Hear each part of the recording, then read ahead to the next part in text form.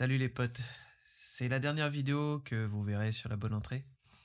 Peut-être des gens du staff voudront continuer ce que j'ai fait pendant ces 2 ans. Ces 2 ans qu'on a fait des vidéos ensemble. J'ai fait des vidéos, on va dire, ensemble, tous ensemble, on va dire. Euh, je vais vous expliquer, ce sera sûrement la vidéo la plus travaillée de la chaîne. Je vais vous expliquer ce cheminement et pourquoi je vais arrêter la bonne entrée. Euh, et je voulais pas vous faire juste des explications merdiques, je voulais vous faire une vidéo quand même plutôt bien travaillée pour vous expliquer comment le cheminement a été, comment ce cheminement est arrivé et comment je suis arrivé à cette position-là actuellement au niveau de la bonne entrée. On va remonter un petit peu dans le temps, je vais vous raconter un petit peu ma vie privée en tant que chef d'entreprise.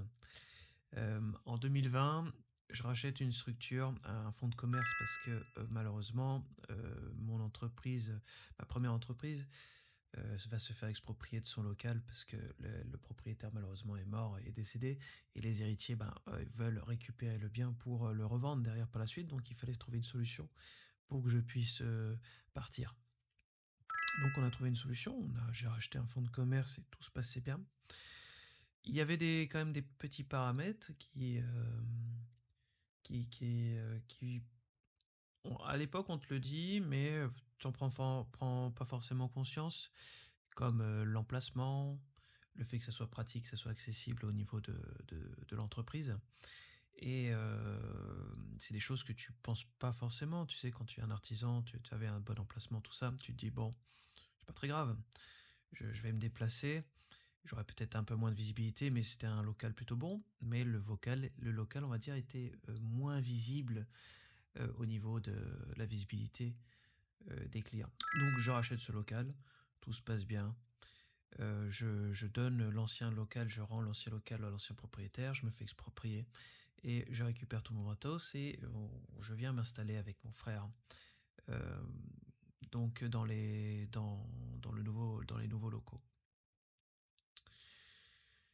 Tout se passe bien, l'entreprise marche très bien, mais il y a quand même quelque chose qui revient, qui est redondante au niveau de mes clients, c'est que c'est pas pratique et c'est pas visible.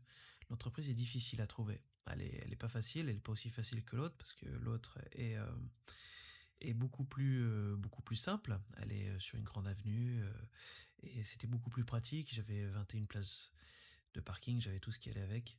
Que là, c'est un peu plus petit, le local est plus petit, moins pratique pour les clients et moins visible. Et ça, c'est le paramètre que j'avais peut-être pas forcément vu en premier. Ma capacité à avoir de nouveaux clients s'amenuise parce qu'en fait, vu que le centre est beaucoup moins visible au niveau de la route, et vous avez de moins en moins de nouveaux clients et vous avez toujours les clients habituels qui continuent à venir. Mais les clients habituels peuvent après partir dans d'autres. Il y a quand même un fond de roulement entre les différents clients. Donc, comme bon patron d'une PME, soit tu t'adaptes, ou soit malheureusement, ça va être compliqué pour toi par la suite parce que on sait tous que la pression des charges et tout ce qui va avec est très forte en France au niveau des charges. Donc à partir de 2022, donc on a racheté en 2021, à partir de 2022, je me dis ok, je suis pas visible physiquement parce que malheureusement je suis dans un emplacement moins visible. Aujourd'hui, comment je peux faire pour gagner en visibilité et comment je peux faire pour trouver de nouveaux prospects. Et là, je me tourne vers Internet. Je me dis, ok, je suis pas visible physiquement, tu me verras pas physiquement, mais vas me voir et je vais être face à toi à travers ton smartphone, à travers ton mobile. Et donc, je me lance dans la folle aventure qu'est le web. Donc, mon premier point d'appui, je pars au Japon pendant 2 semaines et je discute avec un ami qui vit au Japon qui me dit mais tu sais moi j'ai appris le web et tout ce qui va avec en faisant une formation Open Classroom et tout ce qui va avec. Donc je reviens du Japon, je me dis bon qu'est-ce que je fais. Et là je me dis écoute je suis pas un mec stupide, je suis plutôt il peut m'avoir des moments de génie comme des moments où je suis ultra stupide, mais je me dis, ok, tu sais quoi, je vais prendre l'argent, je vais prendre de l'argent de l'entreprise et je vais me former pour développer des compétences et améliorer ma visibilité sur le web à travers mon entreprise. Donc je fais la formation Open Classroom pendant un an, je ressors diplômé de tout ça et je découvre le web et je découvre Internet. En fait, je découvre la vue derrière, pas la vue client, mais la vue pro qui cherche à faire du prospect et à récupérer de nouveaux clients. Et là, je mets le doigt dans quelque chose qui me passionne. Et là, littéralement, il y a l'analyse trading qui me passionnait, ça me plaisait beaucoup tout ça. Mais là, on est sur quelque chose qui me passionne encore plus et qui me dévore de l'intérieur et je trouve ça incroyable. Comment trouver de nouveaux prospects à travers le web et comment passer de l'autre côté.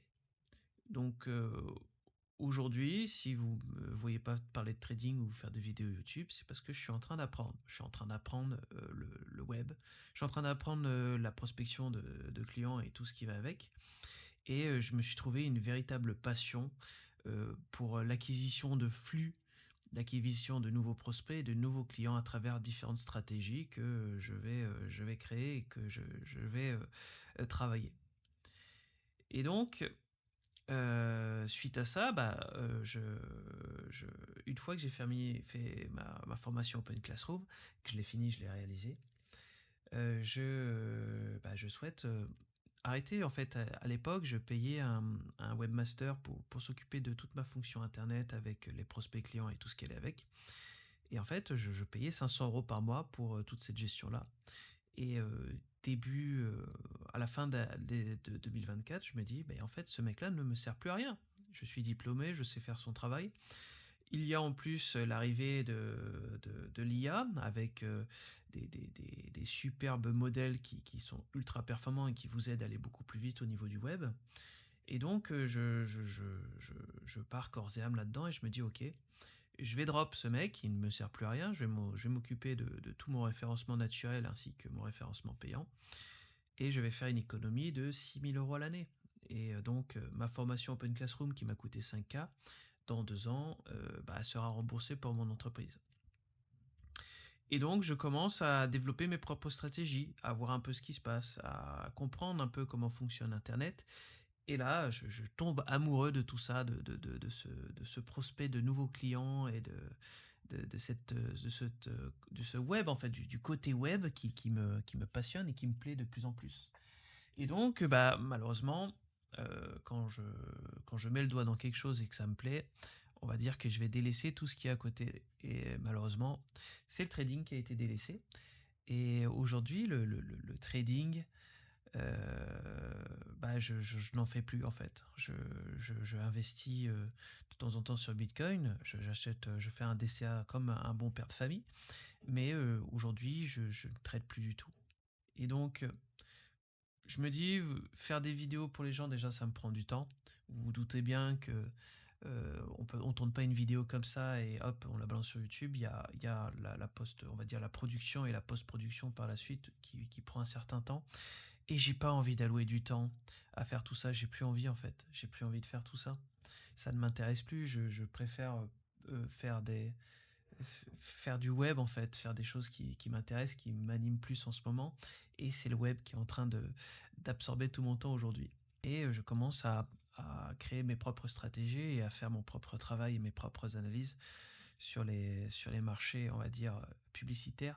Et ça me passionne et ça me plaît à mort, l'acquisition de nouveaux flux, trouver des nouveaux prospects, euh, travailler son site internet pour améliorer son référencement naturel, développer des nouvelles stratégies, voir ces stratégies payantes, voir que le robot nous met en avant parce que certains petits détails ont été modifiés sur notre site, certains détails que certains ne voient pas en fait. Là, littéralement, je suis en train d'analyser ce que font mes concurrents pour pouvoir par la suite être meilleur qu'eux, être mieux référencé.